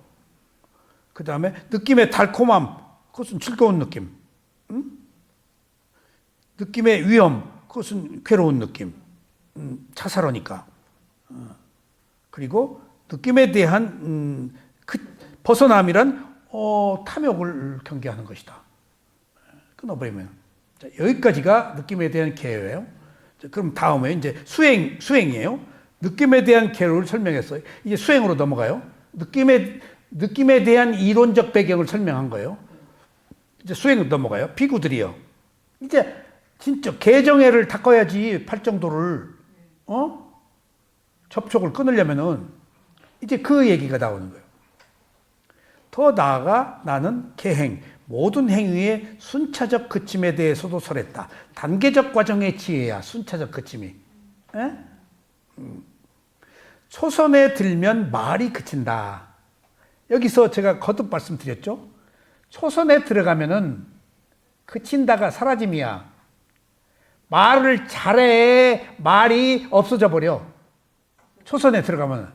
소멸이라는 거예요, 사라짐이. 수행은 소멸하는 것이지 성취가 아니야. 절대, 이거 참고로, 절대 1단계의 지혜가 이미 보세요. 1단계, 2단계, 3단계, 이제 사선정이 있어. 4단계라고 봅시다. 그럼 1단계의 지혜를 얻어야지 선정의 지혜예요. 2단계의 지혜를 성취하는 거지? 아니요. 1단계의 그 낮은 단계의 탐진치를 소멸하는 거예요. 이미 탐진치로 가득 차 있어. 1단계가 탐진치를 소멸하는 1단계, 2단계 탐진치 소멸, 3단계 탐진치 소멸, 소멸이라는 거예요. 그친다는 게. 여기서 수행은 뭘 성취하는 게 아니고 소멸시킨다, 없앤다. 여러분들, 우리는 이 세상에서 뭘 얻고 지위를 얻고 부를 쌓고 챙취해서 얻는 거잖아. 예쁜 여자를 손에 넣고 권력을 손에 넣고 돈을 손에 넣고 챙취하는 거 아니야? 이건 깨달음이요. 안 괴로운 거예요. 그거 얻으면 괴로워요. 안 놀라고. 예? 안 잃어버리려고 괴롭죠. 사람이 두 가지 괴로움이 있다고 그러는데 별장을 갖는 순간부터 괴롭고 여자를 사귀는 순간부터 괴롭다고 그랬어요. 돈 있는 사람들 얘기예요. 한때 별장이 유행했어요. 면장한테 산다고 그러고 돈 주고 다 나도 그런 사람들 많이 따라다녀 봤어요. 그럼 일주일에 한 번씩 데리고 가면은 뭐 먹을 거 사가는데 잠을 못 잔 적이 있어요. 시골집. 쥐가 들어와서 막 이리로 갈고 밤중에 쥐를 어떻게 할 거예요? 근데 다 별장 팔더라고. 다 한때. 그리고 어느 부자 또 청평에 자기 친구들 다 줬는데 나중에 팔아버렸어. 회장님 왜 팔았을 때 이놈의 인간들이 청소도 안 하고 그냥 난리를 피고 가가지고 그 누구 달라고 그래서 안 주면 또 곤란하고 그거 번내더라. 그러니까 가졌다는 게 번내요. 그 몇십 년 전 됐어요. 그때 한참 저도. 그리고 또 여자는 돈도 들고 시간도 들고 힘들어.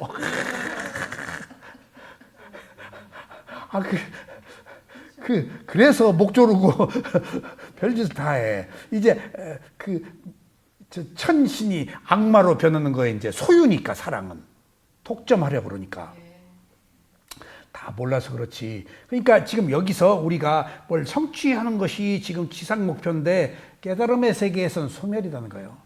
이미 탐진치를 얼마나 1단계의 탐진치 빼기, 2단계의 탐진치 빼기요. 원래 있는 탐진치를 얼마나 단계적으로 빼느냐 하는 것이 소멸이라고 봐야 돼요. 이게 수행이고 구도의 그리고 깨달음이라고 이해하세요. 아셨죠? 성취하는 게 아니고 빼는 거다.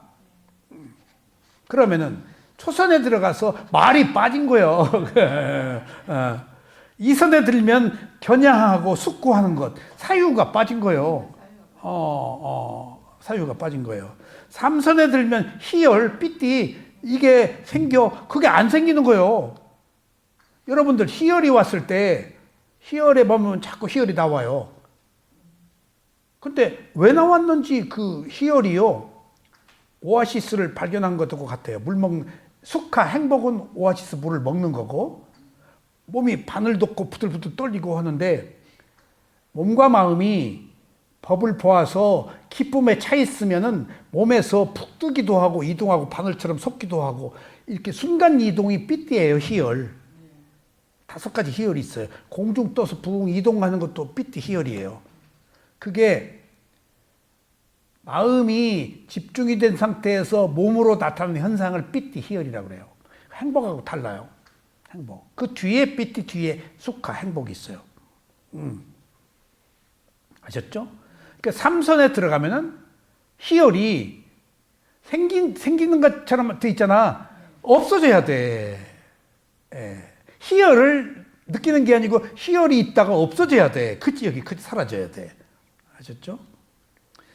그 다음에 사선정. 삼선에 들면 사선정에 들면 호흡이 사라져. 그러니까 보세요. 쇠우민에서 호흡이 사라졌다. 그러면 인정을 해요. 예. 그러면 아는 마음을 해라. 근데 내가 나중에 어디가 수행을 할 때 호흡이 사라졌습니다. 그러면 인정을 안 해. 호흡은 안 사라진다. 몇 년을 그렇게 했어요. 나중에 화를 냈어요, 내가. 호흡이 사라졌는데 저쪽에서는 사라졌다고 그러는데 왜 여기서는 인정 안 하냐라고 할 수는 없잖아. 그러니까 그냥 또 호흡은 사라질 수 없는 거라고 그러니까 또 보면 또 생겨. 여기서 비로소 사선정에서는 호흡이 사라진다는 단계적 과정이 증명됐잖아, 부처님 말씀에. 그럼 수행자가 사라졌다 그러면 이 사람이 사선정의 상태에 갔구나 하고 여기에 맞는 수행 방법을 제시하면 돼요. 근데 안 사라진 것을 사라졌다고 하는 줄 알고 그랬겠지. 나는 진짜 사라진 거거든. 이미 딴 데서 수행할 때 50일 만에 호흡이 사라진 경험을 하고 그 뒤에 수행을 했단 말이에요. 4년 동안이나 거기에 알맞는 수행을 왔다 가면 또 호흡이 사라지는 단계에서 또 수행을 하고 근데 나중에 여기 책을 보고 아이고 아쉽다. 그러니까 3년 동안 왜 사라지냐? 또 보고. 그래서 의식의 겹이 많다는 것을 제가 알긴 했지만 또 보면 의식이 있어. 나중에 제가 화를 벌컥 냈어요. 사라졌는데 왜 안 사라졌다고 그러냐?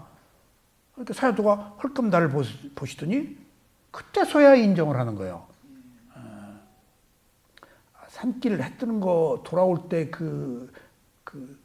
힘들은데 산길 해 뜨다가 계곡으로 골짜기 잘못 들어가지고 돌아오려면 힘들잖아요. 억울하고 후회 반 기쁨 반 있지만은 그것처럼 땡감 씹은 것처럼 씁쓸하더라고요. 그래도 딱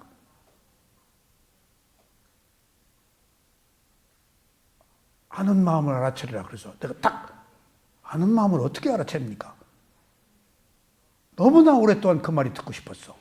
그냥 아는 마음을 알아차리라는 말을 듣기는 했지만 그 말이 무슨 말인가를 내가 이론적으로 설명을 못 들었으니까 처음으로 그랬더니 아는 마음을 알아차리라 그래서 아는 마음을 어떻게 알아차립니까? 나중에 생긴 마음이 먼저 있는 마음을 봐라. 그래서 그 얘기도 처음 들었어. 이야 이거 봐라. 전혀 못 듣던 얘기들이야. 그리고 비물질인 마음의 단계를 드러낸 거야 이렇게 문자로. 그러면 우리가 그 단어로 센텐스 그 문장으로 접근할 수가 있어. 문장 없으면 안 돼요. 관념 없으면 안 돼요. 말이 있어, 가이드라인이 있어야지. 그러니까 그 언어가 가이드라인이야. 부처님 법문이 다 가이드라인이야. 가르침이. 나중에 생긴 마음이 먼저면 어떻게 봅니까? 그랬더니 최종적으로 마음을 새로 대라. 내가 무릎을 탁 쳤어. 마음을 보려고 마음을 새로 대지 않았구나. 여지껏 마음을 본 적이 없어서. 그러면은 마음을 보려고 이제 이건 내 얘기예요. 그 뒤에 내가 거기다 하나 또 붙였어요.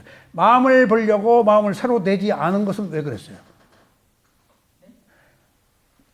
그 사야도가 아는 마음을 봐라 해서 내가 어떻게 봅니까? 그랬더니 나중에 생긴 마음이 먼저 있는 봐라 해서 내가 스파크 팍 튀겼어. 마음은 나중과 먼저가 있구나. 나중에 생긴 마음을 먼저의 마음을 어떻게 봅니까? 마음을 새로 대라. 그러면 거기까지 하고 나는 끝났어. 알았어. 그럼 내가 이제 이 여사님한테 질문할게. 마음을 새로 내려면 어떻게 해야 돼요? 에? 귀에 딱지가 안 꼈어. 마음을 새로 내지 못한 이유가 뭐냐고. 마음을 새로 내라는 말을 귀에 딱지가 듣도록 듣지 않아서. 계속 들어요. 내가 계속 들어서 2개월 만에 마음을 봤다니까.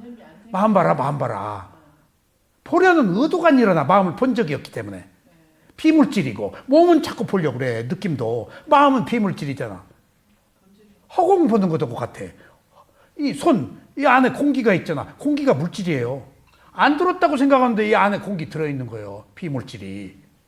그러니까 있는 것도 아니고 없는 것도 아닌 거야 이게. 근데 우리는 없다고 보잖아. 실제하는 물질만 보고 살아서. 그러니까 비물질인 마음의 영역은 우리가 터치를 못하고 있었으니까. 그래서 왜 마음을 새로 내지 않았죠? 딱 귀에 딱지 안 붙어. 계속 듣지 않았다. 반영이 안 됐다는 거예요. 그러니까 내가 계속 그때 마음을 알아차리라 마음을 알아차리라 들었기 때문에 2개월 만에 마음을 보았기 때문에 그 생각도 한 거예요. 2개월 만에 계속 마음 알아라, 마음 알아. 마음 봐라, 마음 봐라. 안 들었으면은 나도 여기서 마음 얘기를 계속 하니까 내가 마음 봐보지. 여기서 마음 얘기 안 하면은 나도 안 봐요. 내가 계속 마음 얘기를 다루니까 내 마음을 나도 봐. 근데 나도 마음 얘기를 안 하면은 안 보여져. 피물질이라서. 계속 마음 봐라 안 봐도 봐라 해야 돼. 예. 그러면 어느 순간 딱 돼요. 그래서 자꾸 제가 리드하는 거예요. 어느 순간에라도 보라고. 딱 보게 돼요. 들었을 때. 예. 그러니까 제가 그 쇠우민 사야도 모시고 한 얘기, 지금도 쇠우민 사야도 이 얘기 쇠우민 사야도 한 얘기 때문에 뭘 딱 알아차려.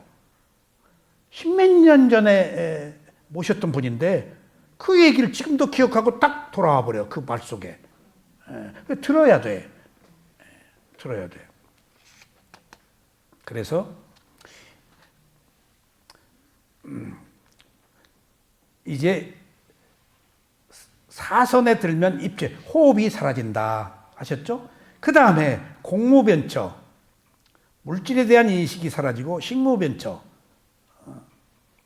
공무변처에 대한 인식이 사라지며 무소유처, 식무변처에 대한 인식이 사라지며 비상, 비비상처, 있는 것도 아니고 없는 것도 아닌 무소유처에 대한 인식이 그친다. 그 후에 상수별에 들면 인식과 느낌이 그친다가 색계, 무색계예요. 색계는 욕망이 있어서 화려해요. 근데 무색계는 욕계는 욕계는 화려해. 근데 색계, 무색계는 선정수행을 하는 곳이라서 혼자 살고 굉장히 괴팍해요. 그냥 파고 들어. 그리고 그 대중들과 더불어 있질 않아. 너무 세월이 오래 걸려. 그런 곳이에요. 무색계는 비물질이라서 그 감각기관 이런 것들이 다 퇴화돼 가지고 그냥 마음만 있어. 죽은 사람처럼 그냥 하고 마음만 있어. 몸의 기능이 있으나마나 한 거야. 너무나 오랫동안 그렇게 있어. 아는 마음만 있어. 그리고 그 후에 상수, 그러니까 수상행인데 행이 없잖아. 그래서 행이 있으면 세 가지가 사라지면 열반인데 행이 빠져서 업이 빠져서 아직 업이 있단 말이야. 그래서 그건 열반이 아니고 비상, 비비상처 위에 있는 최고의 집중의 상태를 얘기해요. 이건 열반이 아니다. 부처님은 그래요. 그리고 보세요. 이제 번뇌가 다한 비구에게서 탐욕에 그치고 그러고 나서 이제 색계, 무색계. 그 다음에 위파산으로 넘어와. 탐진치, 번뇌가 다한 비구의 탐욕이 그치고 성냄이 그치고 미망, 미혹, 어리석음을 얘기해요. 사물의 이치를 모른다. 미혹이, 어리석음, 미혹. 그친다. 이게 위파사나예요. 위파사나는 항상 이렇게 짧아요. 선정은 단계가 많으니까 길고. 위파사나만 알아차리면 돼. 탐욕 있네? 성냄 있네? 어리석음 있네? 자, 이것이 1차적으로 살라간의 느낌이 그치는 거예요. 근데 이제 느낌이 가라앉는 것이 또 있는 것을 제시하는 거야. 그러니까 1단계의 그 지혜 과정이야, 이게. 예. 그럼 다음에 비구들이여 다시 더 나아가 나는 모든 행위의 순차적 가라앉음에 대해서 가르쳤다, 이제. 아까는 뭐였지? 그침. 이제 가라앉음은 일시적인 소멸로 조금 더 탐진치가 톤 다운돼서 조금 앉은 거야. 저건 파닥파닥 하다가 순간적으로 뒤집어져 가지고 사라진 거고, 이게 좀 가라앉은 거야, 수면 아래로. 하지만 있어. 똑같이 반복돼. 초선에 들면 말이 가라앉으며, 이선에 들면 생각과 일으킴과 추론적 사유가, 그러니까 숙고가 가라앉으며, 삼선에 들면 희열이 가라앉으며, 사선에 들면 입축식이 호흡이 가라앉으며, 입축식은 아나파나사티를 얘기해요. 들숨 날숨. 그 다음에 무색계 공무변처에 들면 물질에 대한 인식이 가라앉으며, 식무변처에 들면 공무변처에 대한 허공을 보고, 허공을 보는 아는 마음을 보고 하는 거예요, 이게. 그리고 무소유처에 들면 식무변처에 대한 인식이 가라앉으며, 비비상처, 그것을 아는 마음도 사라지고 그냥 단지 알고만 있는 것. 그리고 상수멸진정에 들면 인식의 느낌이 가라앉는다. 번뇌가 다한 비구에게서 탐욕이 가라앉고 성냄이 가라앉으며 미망이 가라앉는다. 그래서 두 번째 가라앉음이 됐죠. 또 반복돼요. 비구들이여 6가지 고요함이 있나니? 예. 이제 고요함이야. 예. 초선에 들면 말이 고요해지고, 이선에 들면 생각 일으킴과 추론적 사유가 고요해지며, 삼선에 들면 희열이 고요해지며, 사선에 들면 입축식이 고요해지며, 그 다음에 상수멸에 들면 인식과 느낌이 고요해진다. 그 다음에 이제 위파산으로 넘어와. 번뇌가 다한 비구에게서 탐욕이 고요해지고, 성냄이 고요해지고, 미망이 고요해진다. 미망은 미혹, 사리의 어두움, 어리석음, 미망이라고 그래요. 이렇게 그치고 가라앉고 고요해져서 이 끝에 고요해진 끝엔 열반이에요. 예? 그래서 사티, 사마디, 빠냐도고 삼빠졌냐 할 때 사마디가 고요함이거든. 집중.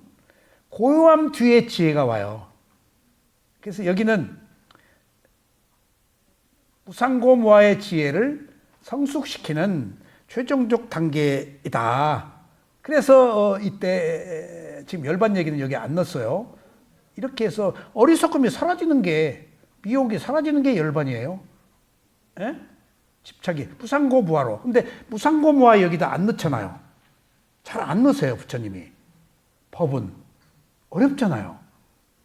제가 오늘 은현 씨, 오늘 옹달샘 글을 하나 올린 게 있는데, 참고로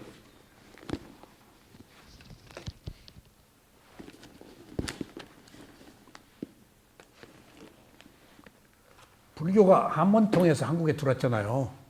예? 부처님의 가르침을 한문에서는 뭐라 그런 줄 아세요? 묘묘하다, 묘자 써요. 묘하다. 굉장히 좋은 말이에요. 제 이름이 뭐죠, 본명이? 거기다 둥글까지 원만하다. 묘하고 둥글다. 최고의 호칭이에요, 이게. 내가 묘한 사람 같지 않아요? 자, 제가 묘하다는 것을 오늘 아침에 옹달샘에 글을 써서 올렸어요. 붓다의 가르침은 몸과 마음을 있는 그대로 알아차려서 존재의 성품인 무상고무와의 지혜를 얻어 집착을 끊는 것이 전부다. 아셨어요? 무상고무와 여기 얘기 안 하시잖아요, 부처님이. 어려우니까. 단계적 과정을 설명해서 여기 무상고무와 쓱 들어버리면 어느 단계에서 뭐가 생길지 몰라. 이 단계마다 자기 근기에 따라서 무상고무와가 사이사이에 보석처럼 다 있어요. 근데 특정하게 어느 위치에서 뭐가 생긴다는 몰라요. 아셨죠? 근데 위파사나로 넘어와서 생겨요. 선정해서는 안 생겨요. 근데 위파사나는 알아차리면 되니까 이거 다 주저리 설명 못해요. 아셨죠? 자, 그래서 무상고무화를 얻어서 무상고무화가 났으니까 뭐가 끊어져?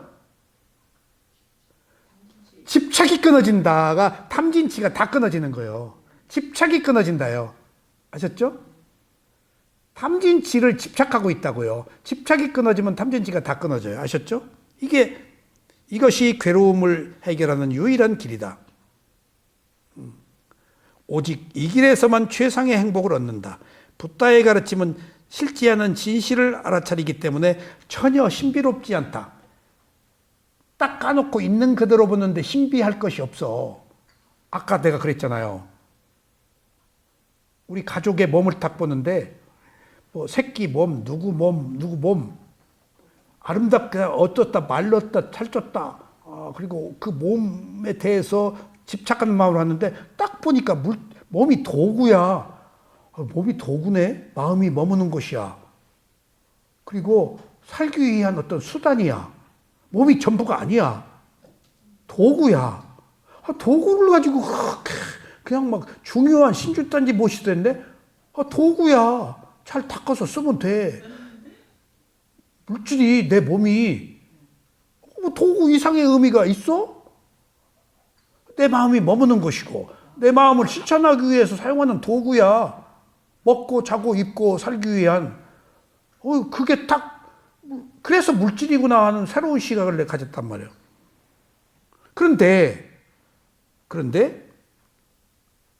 그러니까 도구로 보면은 우리 몸에서 수술하고 뭐 쌍꺼풀 수술하고 뭐 주름 없애고 하는 것들이 도구로 보면 의미가 없잖아. 근데 신비롭게 본다고 신비롭지 않은 거예요. 뭔가 마음은 있는 그대로의 진실일 뿐이야. 오염돼 있고 병에 걸려 있고 몸 하나 자고 입고 먹고 하는 게 쉬운 일이에요. 그 마음 온갖 문제 뭔가 마음 이 괴로움 덩어리 하나 해결하는 것이 전혀 있는 그대로 진실해서 신비롭지 않은데 그냥 아름다운 여자 보면 그냥 천상의 여인처럼 신비롭고 뭐 비천상 날개 달고 막 미소 지으면 그냥 짜릿짜릿하고 신비롭게 보는 것은 어떤 목적 이익이 있는 거예요. 진실을 못 본 거예요. 그래서 신비롭지 않은 거예요. 뭔가 마음은 무상고부하니까 무상고부하가 뭘 신비해.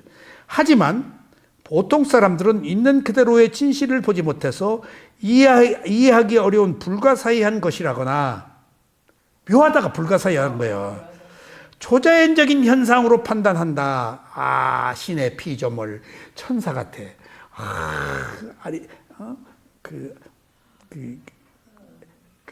무슨 미소?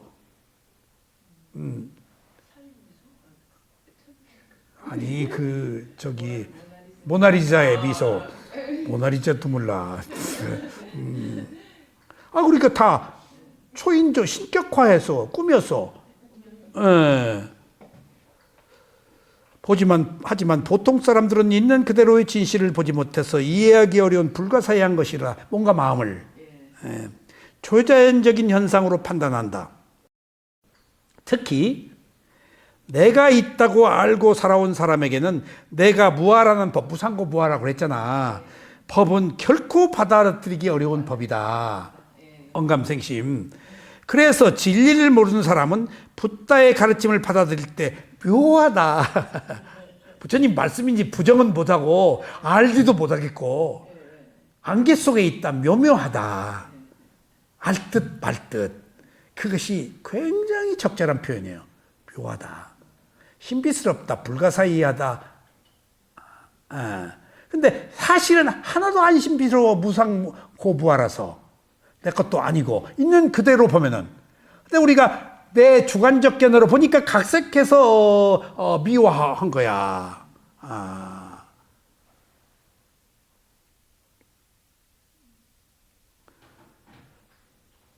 묘하다는 것은 신기하고 신령스러워서 기묘하다는 뜻이다. 또 묘하다는 것은 불가사의하다는 것으로 사람의 생각으로 미루어 헤아릴 수 없는 이상하고 야릇한 것을 말해. 그러니까 모르니까 불교가 뭔 말인지 모르겠으니까 묘하네 해버린 거야. 아, 어떻게 무상고무화를 다 알아? 그러니까 묘하네. 내 인식의 영역이 미치지 못하니까. 그러니까 안개 속에다 넣어버리는 거야. 묘하다라고. 부정은 또 못 오잖아. 모르겠다는 못 오고. 왜 이렇게 어려워? 묘하다는 얘기요. 이것이 처음에 무상고무화를 받아들이는 솔직한 마음이다. 묘하다가. 묘해. 좀 어려워. 왜 이렇게 어려워? 지금 이거요. 근데 너무 어렵다고 하지 마요. 어려워하네? 라고 봐야 돼요. 이것이 처음에 무상고무화를 받아들이지 못하는 솔직한 심정. 왜? 모르기 때문에. 그럼에도 몸과 마음을 있는 그대로 알아차리면은 여기서 묘하다는 것이 나중에 불가사의하다, 야릇하다 한 것이 아주 잘된 것이다란 말로 묘하다가. 그러니까 야릇하다, 불가사의하다 하는 뜻도 있지만은 아주 잘된 것이라는 것이 마지막의 뜻이에요. 지혜가 났을 때는 아주 잘된 거예요. 법의 맛이야, 최고의 맛이야 이게. 그러니까 묘한 것, 야릇한 것, 안개 속에 있다가 화짱케 해서 최고로 깨달았네, 이것이네, 법의 맛이네 하는 것들을 다 포함하고 있는 게 묘한 거예요. 제 이름이 묘원이에요. 거기다 둥글 원자도 있어요. 우리 스승이 굉장히 중요한 말이다 라고 딱 몇 년 만에 내가 이름을 지어달라고 그랬더니 고심 끝에 지어준 말인데, 이 묘자가 무덤 그것도 연관돼 가지고 사람들이 근데 굉장히 좋은 뜻이란 묘자에 대한 설명을 했는데 이런 설명은 못 들었어요. 중국식 해석의 묘하다. 최고의 가치 퀄리티인데 사실은 여기서는 불가사의하고 초자연적인 현상이고 야릇하고 이상한 것이라는 뜻을 원래 가지고 있어요. 무상고무화를 인식할 수 없기 때문에. 그래서 묘하다는 것으로 뚱딱 그냥 두리뭉실 객관화 시켜버린 거예요. 근데 마지막에 묘하다는 것이 지혜가 나서 완성된 내용이 보니까 아주 잘 된 거예요. 거기에다 둥글 원자야. 근데 여기서 이런 걸 생각해 봐야 돼요. 스승이 나한테 묘하다 하고 원자다 라고 써준 것을 어떻게 봤을까요?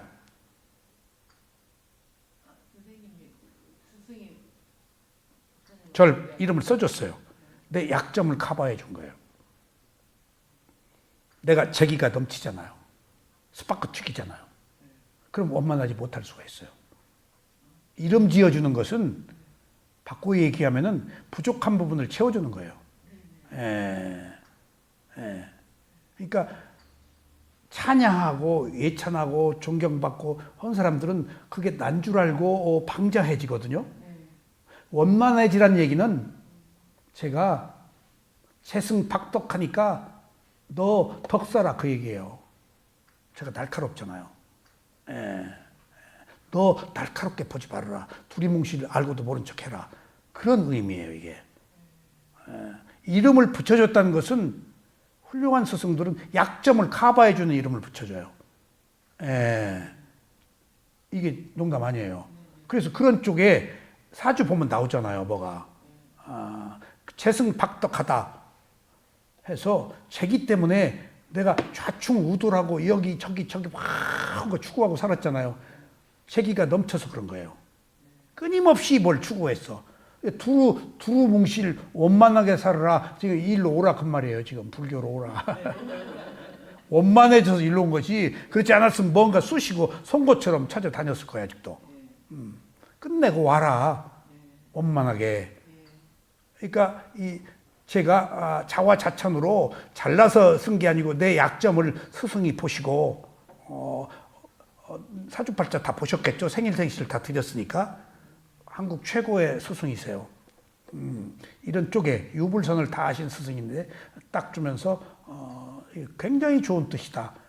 내가 받아들이기에는 네가 원만하게 살아야 네가 부족한 부분을 채울 것이다라는 메시지로 제가 받아들였어요.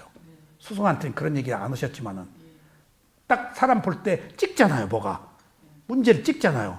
이름으로 문제를 찍어주신 거예요. 오랫동안 저를 이제 보신 거예요. 예. 그래서